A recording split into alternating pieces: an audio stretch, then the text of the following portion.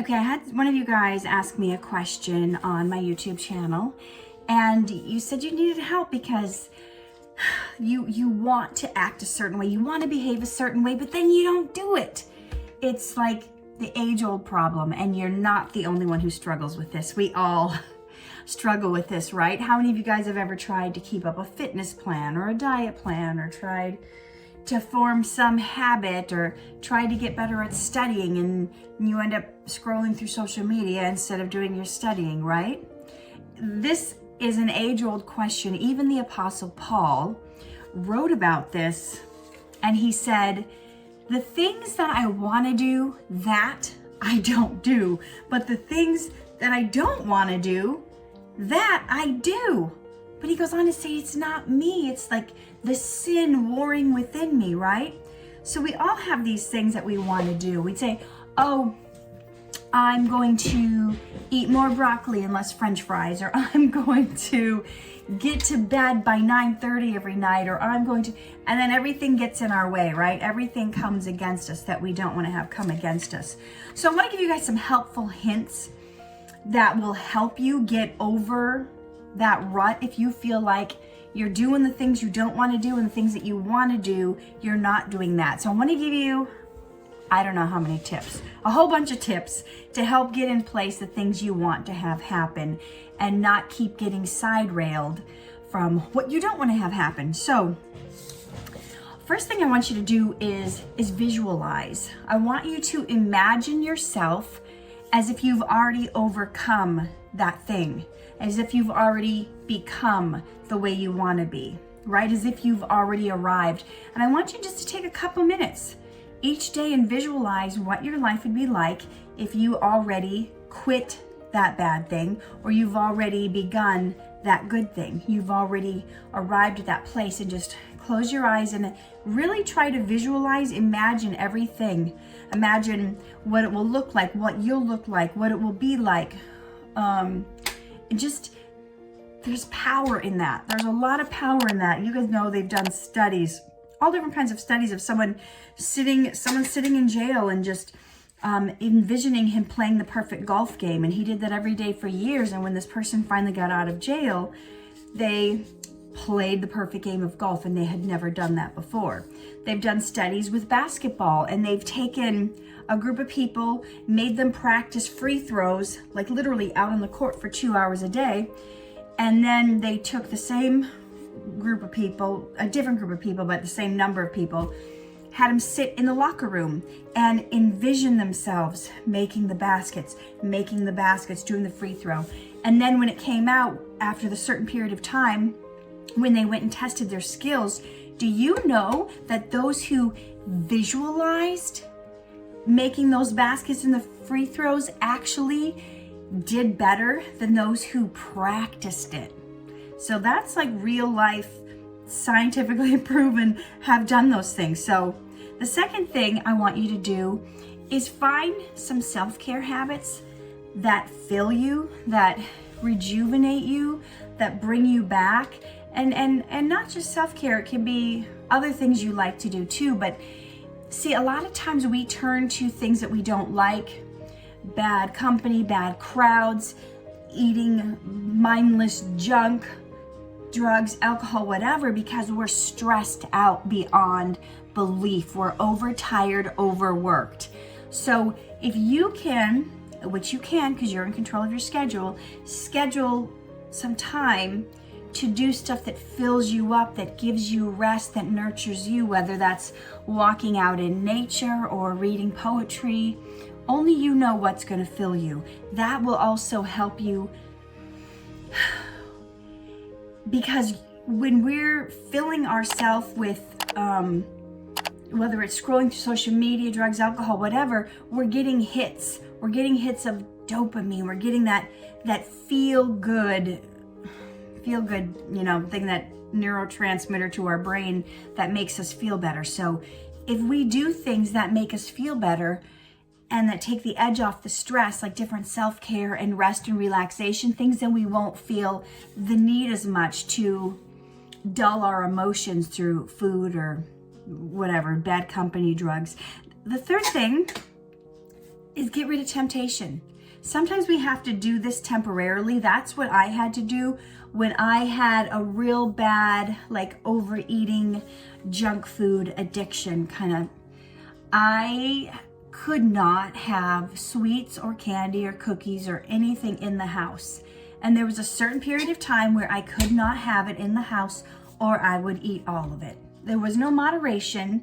Just have a bite, just have a piece, no, I would not have 1 or 2 cookies. I would eat the entire roll of Girl Scout cookies or whatever it was. So until you're in a place where you're stronger, you may have to just keep the temptation out of the house temporarily. Okay, the next thing is, I guess this would be number 4, be around those people who have the habits you want to have. Okay, so if you're trying to stop drinking, don't go to the bar with your friends. Don't go to the places where you know you will be tempted to drink, right? So just don't be around the people that do the things you want to change, and instead try to be around the people that do the things you love. Are you wanting to get closer to God? Are you wanting to, learn your scriptures better? Then you might want to hang out more with people from church than people who are just playing video games. Okay? I know some of these are common sense, but they're not commonly practiced and they're not commonly used. And, any one of these could help you replace those bad habits, get rid of those things you don't want to do. Let's see, another note I made is replace the bad habits. So what if you're the person that every afternoon at work, you go to the coffee room, you go to the lunch break room, and you have a donut or you have cookies with your friends, and you want to stop that. But you feel like you would be missing out not having that time with your friends. So what I did when I used to work in a factory, instead of sitting in the lunchroom eating cookies or, standing outside with the smokers on break, I would go for a 10-minute walk. And I enlisted a friend at the factory who also wanted to get better in shape, and we would go for a 10-minute walk whenever we had a 15-minute break. We would go for a couple times around the block and talk and fellowship. So if you feel like you're going to miss the fellowship, see if you can get one of your coffee buddies to, instead of sitting in the lunchroom with you, to go out for a walk, or whatever it is for you. You'll find a solution, but don't miss out on the opportunity to connect with your friend, but you can connect with your friend in a way that's not going for donuts. So I used to go out to lunch all the time with my friends, and now I schedule walks with my friends. We schedule hiking with my friends. So do what you have to do. And you can also, like, if you have like M&Ms on your desk at work, and every afternoon you have 6 M&Ms and it's a tradition or whatever, you may have to just start cutting up apple slices and orange slices, and having your the body does, after a couple hours after lunch, you do have a drop in glucose. You do need to have some sort of glucose every afternoon. So every couple hours your brain and your body need it. So there's nothing wrong with that. It's just you want to replace it with something that's going to be better for you and better for your body. So it's not wrong to have snacks. You don't have to white knuckle it and drink caffeine to get the energy you need. You can eat. It's just you want to replace that candy bar with some papaya or mangoes or oranges or apples or persimmons or bananas or whatever, and maybe some celery, cucumbers, combine, keep some emergency dates in your purse, or dried cranberries or raisins or something easy travel. I keep dried mulberries in my purse, and like little like fruit bars, things like that. So we're replacing the habits with something else. Okay, the next thing you can do is, like, you're watching a video, yay! Watch videos on advice from people who've gone through it, who've overcome it.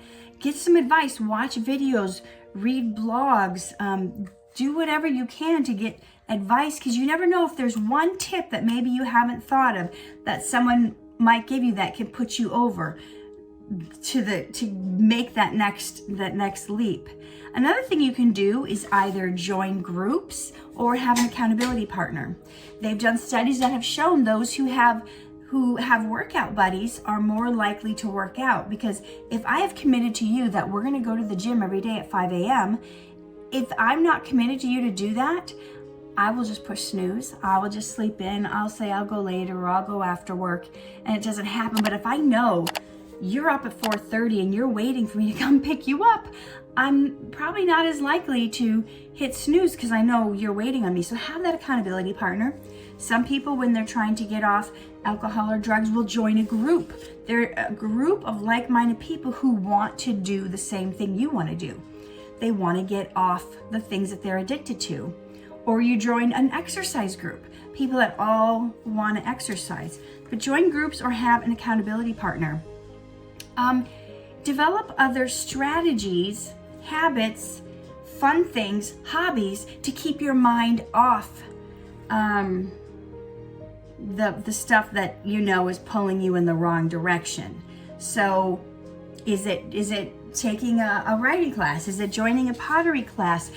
Is it something you've always wanted to do and have never made time for? For me, I still haven't made time for it. But like playing the harmonica is something I've always wanted to learn. What is something you've always wanted to learn that instead of going, maybe you're trying to get off smoking, and every time you go to the bowling alley with your friends, you're all smoking at the bowling alley or whatever. What is some other thing that you've wanted to try where you can change your group, change your environment, change the people you're around so you're not compelled to do the things you've always done? So that will help you try something else where you're on a different group of people where you don't have those same temptation. Also, give yourself rewards. Reward yourself for doing good, and you don't have to do good for massive. You don't have to say, I'm going to take myself on a vacation if I lose 50 pounds. You have to, start setting small goals. Small goals will keep you from getting discouraged. You have to celebrate along the way. You can't just wait to celebrate after you've been sober for a year, or after you've lost 50 pounds, or after you've run a marathon. Sometimes you need to celebrate when you've run a mile. You've run a mile without stopping. That could be celebrated. You've dropped 2 pounds. That could be celebrated. You've not drank for a weekend and you normally drink every weekend. Whatever it is, celebrate it. Do something like, I'm going to take myself to the movies. I've been wanting to go see this movie, or I'm going to buy myself a cute little pair of earrings, or whatever it is. I'm going to buy myself a pin, or something from Amazon, whatever. Give yourself little wins and celebrate yourself along the way. Rewards will do a lot for you. Also, this is very important. You've got to know your triggers, right? What triggers you to overeat? What triggers you to smoke? Does having a bad day at work cause you to want a big full course meal? Does someone saying something mean or breaking up with you cause you to just lay in bed and not get out of bed and work on your goals? Know what your triggers are. What happens beforehand? When my son Timothy, when he was really struggling, he's special needs. So when he was struggling with a lot of behavioral issues, we were doing like some behavior work, and they made me track everything, what happens before he has this meltdown, before he has this tantrum. And I had to start being mindful. Oh, every time he doesn't get to line something up, every time he doesn't get this way about this thing, every time I force him to do something a certain way and it goes against what his brain is, he breaks. So what are your triggers? What is the thing that you go, oh, yep, when I have a glass of wine, then I do this. I do. So then if you know that's your trigger, maybe you're gonna have to avoid the glass of wine if it triggers you to, some people, they go home with the wrong people when their inhibitions are low. Or figure out what your triggers are and what's What is making that thing where, whenever I'm in this situation, I know I'm gonna do this. I can't resist. I go in there in my mind, I'm like, I'm not gonna do it. I'm not gonna do this thing. But then you're there and you give in. So those are the kind of things where you have to maybe remove yourself from the situation. Just like I told you, I had to, at one point in my life, get rid of all the junk food in my house. Now that I've got tons of junk food in my house and I'm not tempted by it. Very, very, very rare when I would have any of it.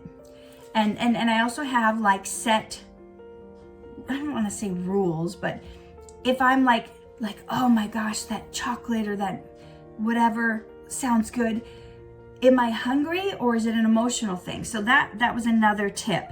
Asking yourself why you're doing what you're doing.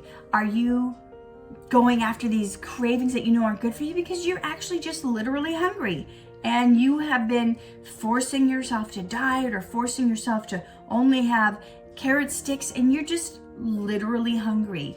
You may just need to have a good, healthy, comforting meal like broccoli and baked potato. Okay, maybe that doesn't sound comforting to some of you. Maybe you need to have some mashed potatoes, some whatever it is, something that's going to give you that sense of fulfill, like a full warm feeling, and you have something healthy, like a bowl of soup, right? A bowl of lentil soup, something that's filling, it's warm, and then go, okay, if I still want chocolate, I'll have a piece. But I fill up on something good first, right?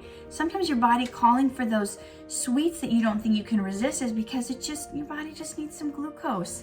So have an apple, have 2 apples, have 3 apples, have 4 apples, and then go, do I still want the chocolate? A lot of times you don't, but you've just given your body a great source of fuel. So know your triggers.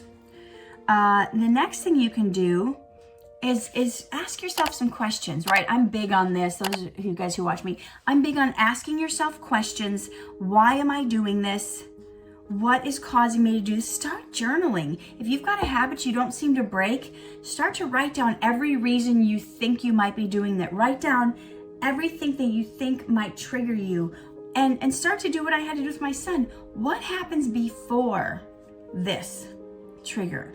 And then what are the deeper questions?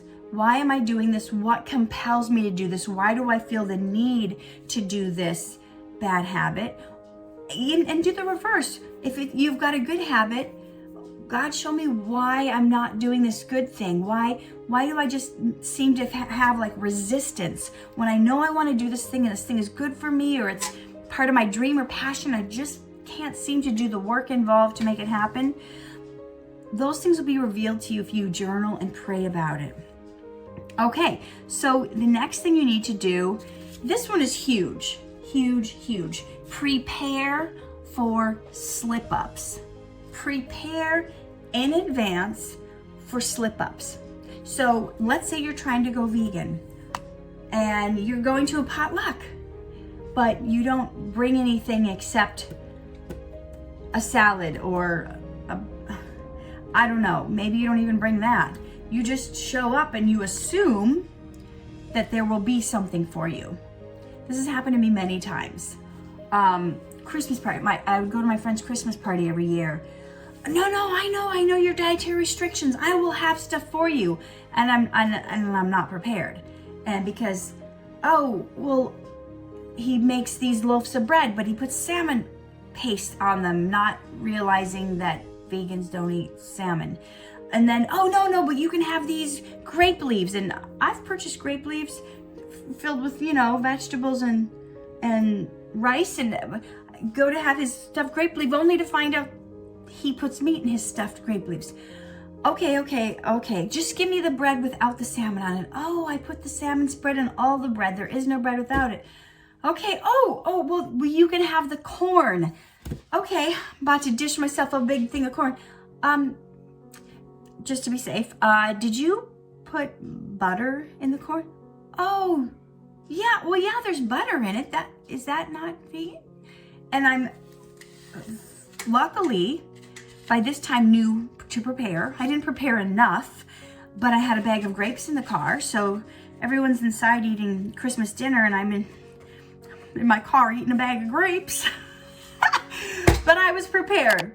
But showing up at parties, even if it's totally catered, bring a great big bowl of something you love to eat, right? There's a pasta salad I bring to a lot of parties, and I use like gluten-free pasta, and I put in bell peppers and olives and tomatoes and cucumber slices and Italian dressing, and it's a filling, hearty meal that everybody likes. But then I know I can have 2 or 3 bowls if there's nothing else for me, right? That was my Thanksgiving last year. I brought 3 things. I brought a salad, I brought like a main dish, and I brought a dessert. And I was so glad I did, because not a single thing, not one thing at the Thanksgiving was vegan. So you, whatever your thing is, you have to prepare for it. Even if everyone says it's all going to be taken care of, you're going to be fine, we're going to have a place for you to sit. Do you know I keep a folding chair in my car? Because you never know when you're not going to have a place to sit. I keep a blanket in my car. I keep snacks in my car. I am prepared. So you don't want to be in the situation like, well, I was trying to be vegan, but there was never any vegan food where I go. Well, then you bring it. If that's a real commitment for you, and if that's what you want to do, feel called to do, or compelled to do, then prepare for it, whatever that is. Okay. Another big thing, this kind of goes along with the rewards. Don't ignore your progress. You may be mad at yourself because you were wanting to, be able to run a mile in 5 minutes. And now after a month of practicing, you can only run a mile in 6 minutes. Well, when you started, you were taking 8 or 9 minutes. So don't ignore your progress. Right?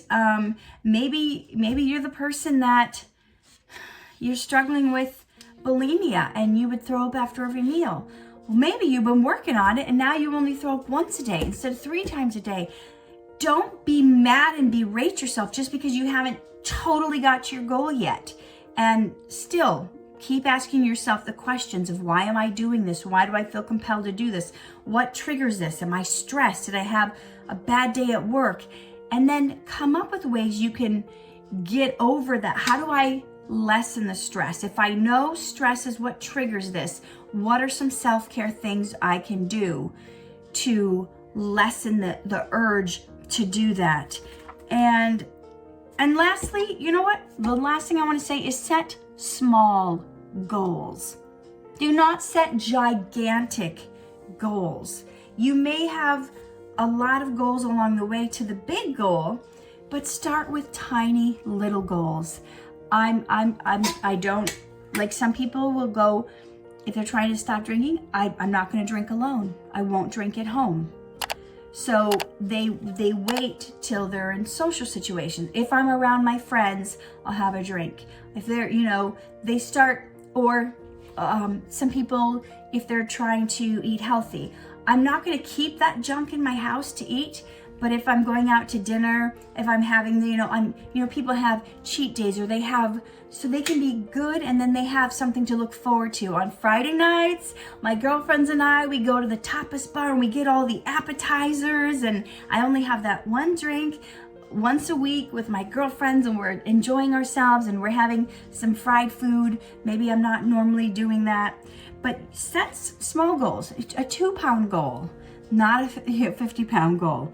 And little goals can give you little goals that you have little rewards to each time before you make it to the big thing. And celebrate yourself. Look, you're here. You're trying. You're watching this video. You're trying to better yourself. You're trying to replace your old bad habits and turn them into good habits. So kudos for you. How many people are not even trying to get better, are not even trying to get rid of their bad habits? But look at you. You are incredible because you're trying to find ways to solve your problems, to be better, to do the things you want to do, and to not do the things you don't want to do.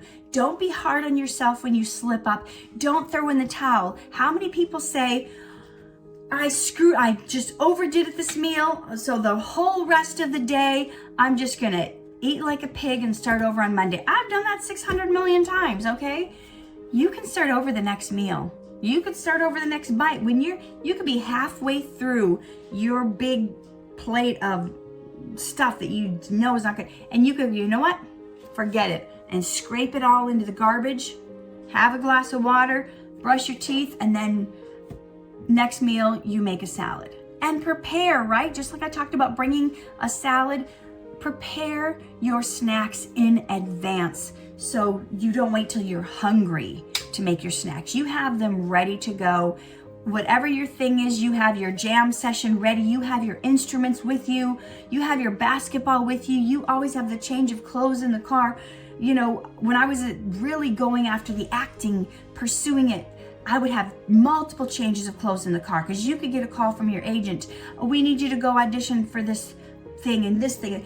I would have to have multiple changes of clothes in the car. Whatever your thing is, you be prepared in advance and watch how that makes a difference and a shift in changing from how you don't want to be to how you do want to be and achieving the goals you want to achieve. Thank you for watching. If you think this is going to be helpful to anyone, please share it, please like, please subscribe, hit the bell button, and I will bring you more words of wisdom from things I've gone through and try to help you out too.